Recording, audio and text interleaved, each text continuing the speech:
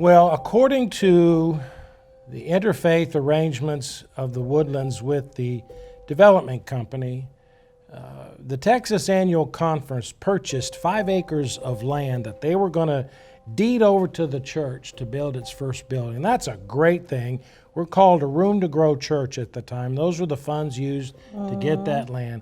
The only problem was it was in a real bad location. And you couldn't get relatively to it. speaking. There wasn't even a road there. The road, when we got here, the road, Research Forest, ended at Shadow Bend. And then it progressed a little bit to no, it was up a little Trillium, further. up Yeah, the Trillium. Trillium. Okay, Yeah, you're yeah. right. Okay. But we still couldn't get right. here. That's Thank right. you. And we worked and we began a capital campaign, and we raised $500,000 in 3-year pledges, and we decided to take on some debt so we could build basically our first facility, which was going to be 13,000 square feet of multi-use, multi-purpose worship space. And but we knew the land wasn't enough for the dream, the vision that we felt like God had given us. So we spent a lot of time trying to relocate.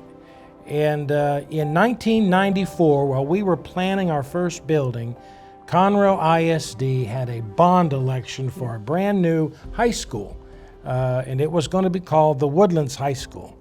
And Conroe had been given a certain amount of land to buy, and they only wanted 79 acres, and there were 9 acres of land left over, and the company didn't know what to do with it. So they approached us, and we bought this land, traded the 5 acres for this land, the 9 acres, and oddly enough, or by the serendipity of God, this property is in the geographic center of the Woodlands.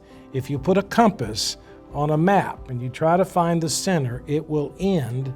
The center point is on Millennium Forest between the high school and the church. So here we are in the center of the community, and to know that it's Christ's church at the heart of this community. And I've always liked that. I've always thought that was a great thing. So we began the process of building our first building, and what was supposed to be a 9-month project took 16 months. Forever.